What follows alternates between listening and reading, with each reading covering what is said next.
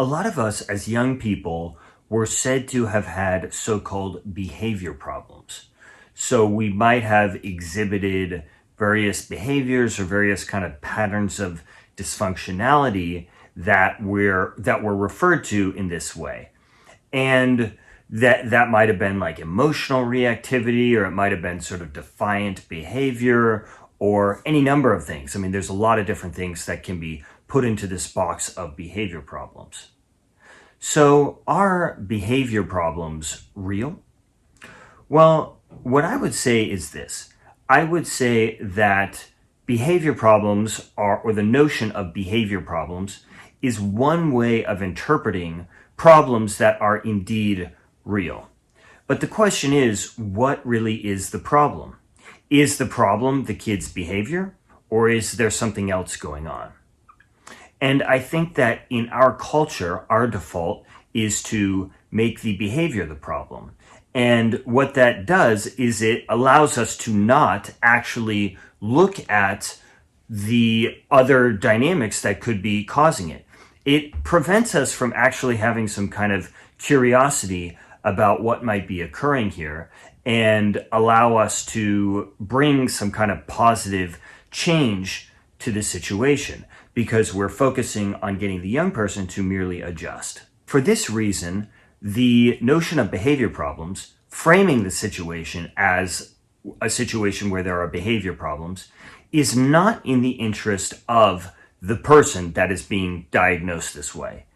They're not in that person's interest at all, even though it's presented that way, even though it's presented as, well, this person has behavior problems, we're going to treat them, we're going to focus on that. That's in their interest, we're helping them.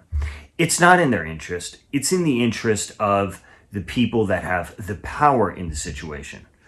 Why is that? Well, I would say it's because when you have a young person that has these so-called behavior problems, at least much of the time, I would argue most of the time, perhaps all of the time, what's going on is there's some kind of a dynamic. There's some kind of a group systemic dynamic that everyone plays a role in and everyone is a part of. And so if you want to deal with the issue, then that's kind of what you need to look at. And you kind of need to look at what is really going on below the surface. And you need to ask these difficult questions. If we don't want to look at these things because it's uncomfortable, then we just make the person that is pointing out the problem. In this case, the person with these behaviors that we refer to as behavior problems. There are, I think, all different kinds of reasons as to why a young person might have so-called behavior problems or might be exhibiting these behaviors that are referred to as behavior problems. I think that a really common dynamic is it comes from the fact that in our society, the kind of so much of our child rearing in our culture is premised upon trying to control the child and trying to sort of manipulate the child into doing what is expected of them, and to get them to be sort of under the control of the people, of the various authority figures in their lives. And, it's all about socialization, right? It's all about getting the child under the control of the group. When this kind of control is the basic paradigm that we are operating from, what happens is the child doesn't get to have a self. So if you have a child that has a very strong connection to themselves and sort of insists on that, and maybe has some degree of awareness that that is what is healthy, because that is what is healthy, having a self is what is healthy, then that child is going to resist this kind of control. And then we say that they have behavior problems. But the problem is, of course, in this kind of very unhealthy dynamic that just gets perpetuated generation after generation. So we can't ask these kinds of difficult questions that would bring, I think, a lot of positive change and be really good for everybody. We can't ask these questions if we just take the status quo for granted, and if our goal is merely to perpetuate the status quo and simply get young people to adjust to it. In the book Punished by Rewards, Alfie Kohn, the author, describes this focus that we have on behavior in our society. And he describes this focus on behavior as dehumanizing. And it's dehumanizing because it denies what makes us human and it reduces us simply to our behavior. It denies what makes us human, which is our everything from our gut feelings, our attitudes, our goals, our desires, our perspectives. This focus on behavior denies all of this depth, and it simply reduces us to behavior as though we are rats or pigeons in an experiment. Now, in our culture, there are a lot of people, and in particular, a lot of professionals that really defend this approach and defend this focus on behavior. So there are a lot of people that have built careers and built industries around this whole paradigm. And it makes sense that there would be so much business that is built on this paradigm because there's a lot of people that want to be in denial. And there are a lot of people that don't want to actually deal with what's really going on. Now, one of the ways that they will defend this approach is that they will say that they are dealing with the underlying issue and they do want to deal with the kind of the deeper emotional issues and all of that. And my response to this would be that I really don't think that you can do both. In fact, I think it's common sense that you can't do both. That you can't both focus on the behavior and try to get the child to adjust and try to deal with the underlying issue.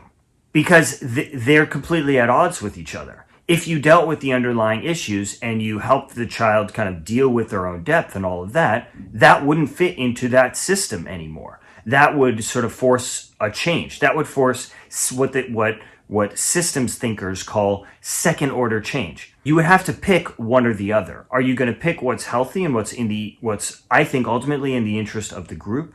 Or are you going to just merely force the child to adjust and focus on status quo maintenance?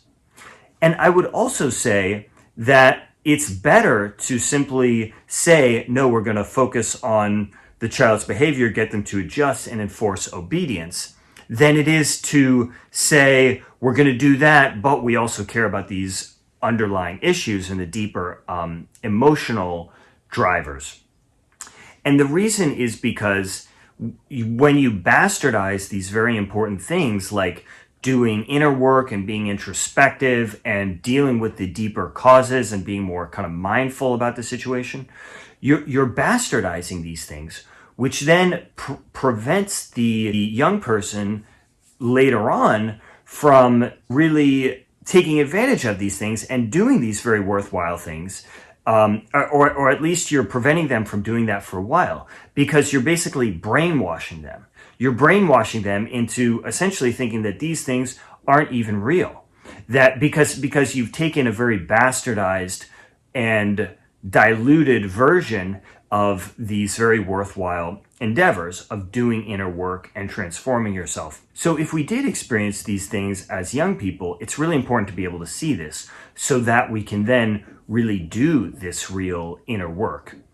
And this brings me to my next point, which is that if we were young people that experienced this and now we're adults, we really need to focus on nurturing ourselves in the way that we always needed and really kind of taking a look inside of ourselves and really reparenting ourselves.